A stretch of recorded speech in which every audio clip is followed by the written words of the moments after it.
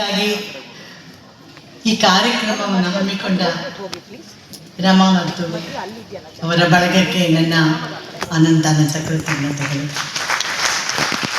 ತುಂಬ ಸುಂದರವಾದ ಕಾರ್ಯಕ್ರಮ.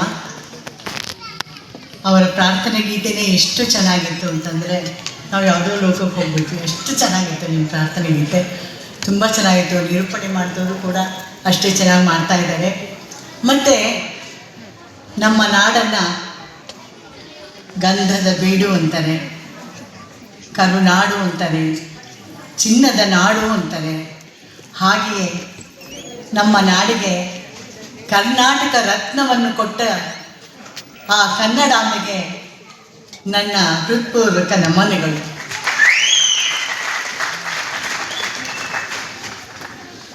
ನನಗೆ ತಿಳಿದ ಮಟ್ಟಿಗೆ ರಾಜ್ಕುಮಾರ್ ಅವರು ಎಷ್ಟೇ ಎತ್ತರವಾಗಿದ್ದರೂ ಅವರು ಇನ್ನೂ ಕಲಿಯುವ ಹುಡುಗನಾಗಿದ್ದರು. ಅಷ್ಟು ದಾಹ ಅವ್ರಿಗೆ ಕಲಿಯೋದು ಅಂತಂದರೆ.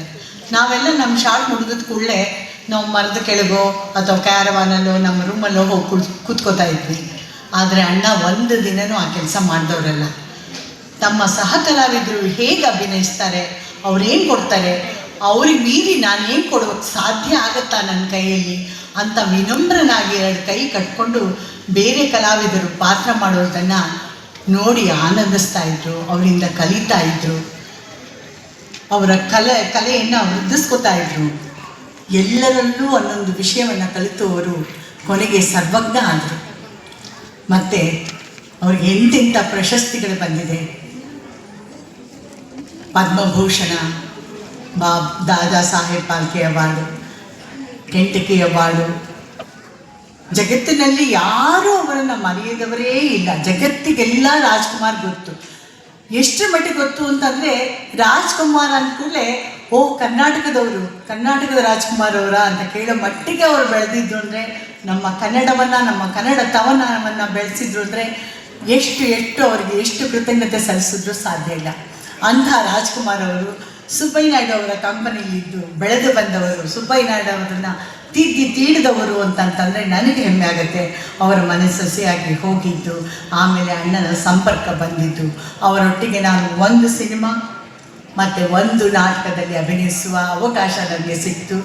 ಅವರ ಒಡನಾಟ ಆಗಲಿ ಯಾವಾಗಲೂ ಇರೋದು.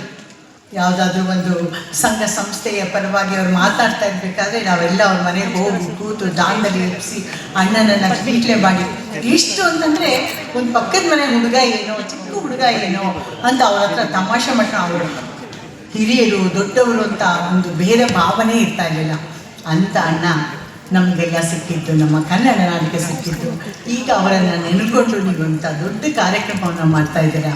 ನಿಮ್ಮೆಲ್ಲರಿಗೂ ಕೋಟಿ ಕೋಟಿ ಧನ್ಯವಾದಗಳು. ಈ ಕಾರ್ಯಕ್ರಮಕ್ಕೆ ನನ್ನನ್ನು ಬರಮಾಡ್ಕೊಂಡಿದ್ದೀರಿ.